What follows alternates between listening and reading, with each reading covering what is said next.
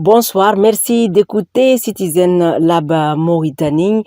Aujourd'hui, nous avons comme invité Djeneba Diom, jeune femme activiste, mais aussi femme politique, avec qui nous allons parler de bonne gouvernance dans le sens, en fait, de parler des élections prochaines, l'élection présidentielle prochaine, comment faire en sorte que les citoyens soient, conscientisés pour justement aussi faire un acte citoyen.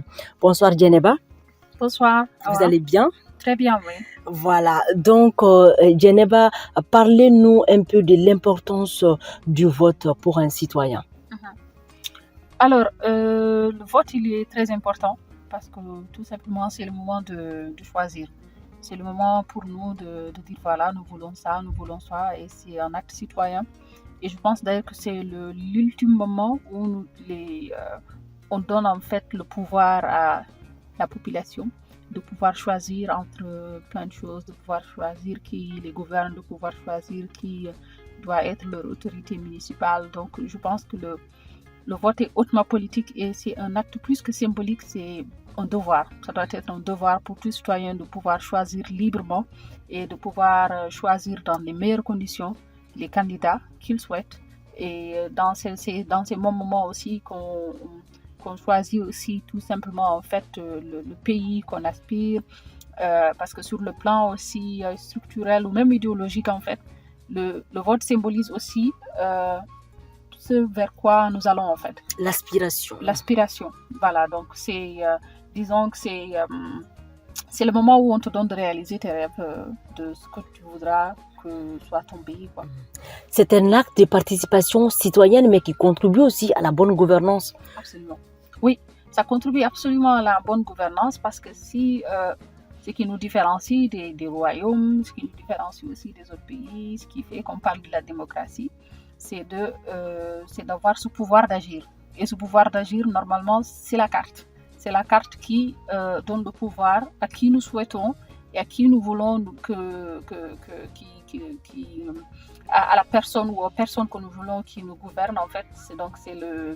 C'est le moment de choisir, comme le dit. Donc c'est le temps ou le point culminant où on a ce pouvoir d'agir et tout simplement aussi de choisir. Selon ton expérience, est-ce que les Mauritaniens votent beaucoup, notamment les jeunes? Alors déjà, les Mauritaniens, de manière générale, c'est pas des gens qui votent. Parce qu'à regarder les taux de participation qui sont souvent très faibles, sur 4 millions ou 5, les électeurs mauritaniens ne font pas plus de 1 million. Et sur les 1 million inscrits, ceux qui votent ne sont pas plus de 600 ou 700 000.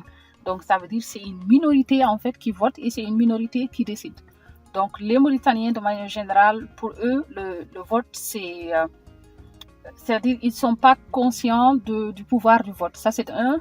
Et en même temps, bien sûr, il faut dire aussi que les conditions, de manière générale, ne facilitent pas le vote, tel que c'est fait dans nos pays, notamment en Mauritanie, où c'est l'image des élections, l'image de ce que peut représenter. Un manque de confiance peut-être aux hommes politiques. Est-ce que c'est fortement... Oui, on peut dire ça, c'est de part et d'autre en fait. D'une part, peut-être aussi que l'offre n'est pas très attrayante, disons. Peut-être que les candidats qu'on vend ou ce qu'on a comme candidat peut-être peut ne pas forcément inspirer, ou aussi la perte de confiance, comme vous dites, parce que quand vous êtes sûr d'avoir voté, d'avoir fait votre acte citoyen et que derrière cela, vous avez en fait des bourrages d'urnes, vous avez des moments où on vous dit que le vote a été volé, ou tout ça en fait, ça peut décourager les jeunes en fait, parce qu'ils se disent qu'ils n'ont pas finalement ce pouvoir-là.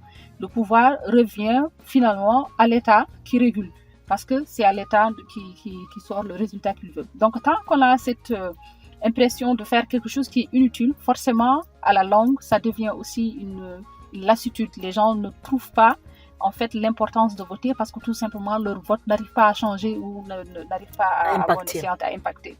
L'autre chose aussi, c'est que dans la culture mauritanienne ou dans la conscience populaire de manière générale, en fait, pour nous, le vote, c'est rendre service à quelqu'un. C'est-à-dire voter pour quelqu'un, c'est lui rendre service en fait. C'est voilà, c'est On mon vote par ami. affinité, par Absolument. exemple. C'est un ami, c'est un parent, c'est ceci, c'est cela. Donc je vote pour lui, pour le faire plaisir, je vote pour lui. Ou souvent même, je monnaie ma carte ou ma voix tout simplement en fait. Parce que pour ce citoyen, par exemple, c'est le seul moment où aussi les politiciens peut-être ont un regard sur lui. Donc lui aussi il dit, vu que vous voulez ma carte, voilà, je vends ma carte. Et entre vendeurs et acheteurs, les deux ne sont pas sont finalement les mêmes quoi. Ouais. Et comment changer la donne, Djeneba, faire en sorte que les citoyens soient vraiment conscients de cet acte et de ce à quoi ça peut aller? Il faut de l'éducation populaire en réalité. Il faut de l'éducation populaire sur ce que doit représenter l'État, sur ce que représente la démocratie, sur par exemple les enjeux du vote peut-être. Les enjeux du vote, mais aussi le pouvoir qu'a le citoyen par rapport au vote, ça c'est important, mais aussi sur le fait que il est important de sensibiliser ou de graver dans l'inconscience populaire. En fait, c'est eux qui ont le dernier mot. C'est pas en fait l'État qui réprime ou qui prend le candidat de son choix, qui l'impose, mais d'avoir en conscience que mon vote il sert à quelque chose. Si cette personne est là, à ce poste ou à ce pouvoir, c'est parce que nous l'avons donné ce pouvoir quelque part. Donc de pouvoir en fait, je ne sais pas être exigeant sur d'abord les candidats qu'on a, mais être exigeant sur le fait qu'on respecte les votes et qu'il y ait les conditions qui sont réunies pour le faire. Parce que si vous allez vous débrouiller, vous lever, aller faire votre acte citoyen en vous inscrivant, aller faire votre acte citoyen en votant, et qu'en fin de compte vous vous rendez qu'il y a tellement d'irrégularités, qu'il y a tellement de vols, qu'il y a tellement de bourrage d'urnes, en fait, vous vous dites la fois prochaine, est-ce que ça vaut la peine? C'est ça en fait. Donc tout cela mériterait en fait une éducation populaire, mériterait une conscientisation pour que les gens aient conscience de leur pouvoir et conscience aussi de ce qui se passe autour de tout cela. Et quel constat faites-vous aussi de l'organisation du vote de la présidentielle en Mauritanie? Qu'est-ce qu'il faut améliorer dans ce sens-là pour plus d'efficacité? Oui, permets-moi je ris un peu parce que je sais que la Mauritanie, bon, ce n'est pas un pays isolé, à l'instar de l'Afrique, de comment ça se passe. On sait que les votes, on est loin, mais vraiment aux antipodes des élections qui se déroulent très bien.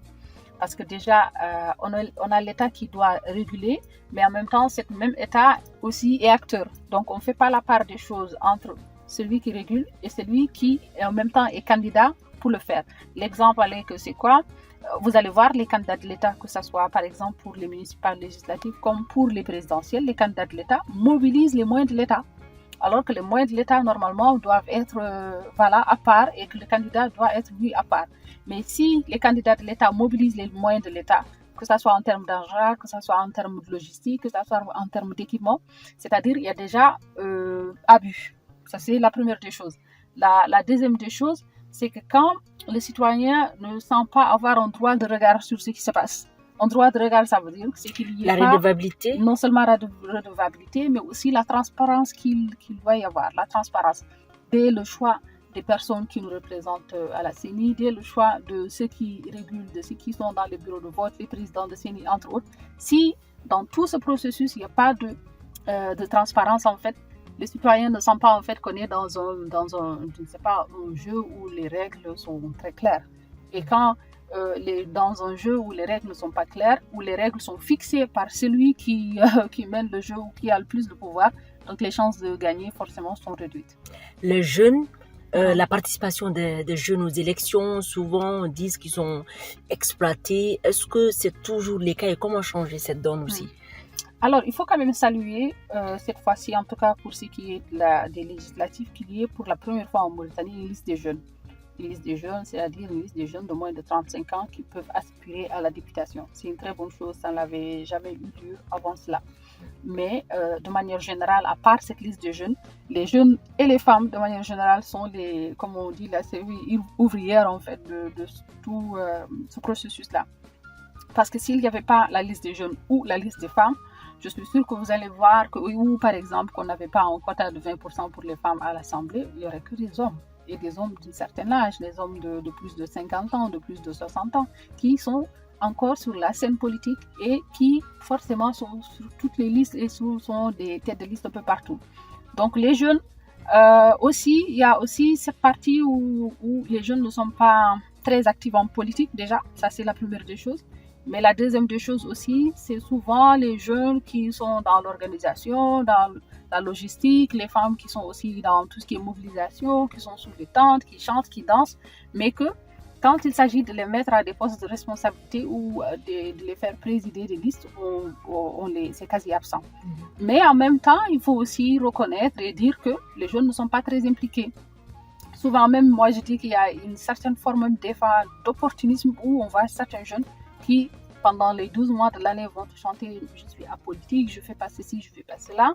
Mais quand il y a le moment de choisir, par exemple, un maire ou un député, c'est ce même jeune-là qui va aller faire la porte à toutes les partis politiques pour juste être maire et député.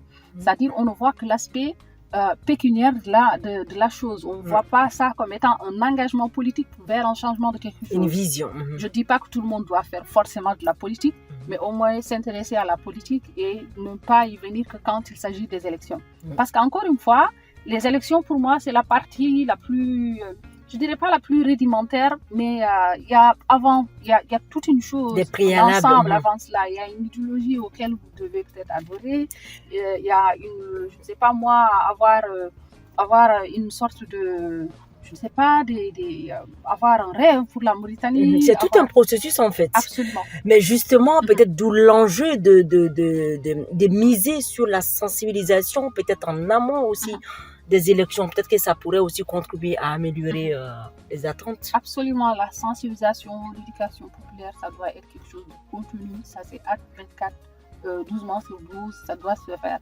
Et pas que les partis politiques bien sûr sont les premiers concernés, mais même la société civile elle est concernée. La société civile doit avoir ce rôle de veille, doit avoir ce rôle de sensibilisant, de sensibilisateur qui arrive à montrer à cette population l'importance du vote, l'importance des élections, l'importance de la politique. Tout ça, en fait, c'est des parties prenantes pour moi qui concourent à donner un ensemble qui fait qu'on soit dans un processus normal, quoi.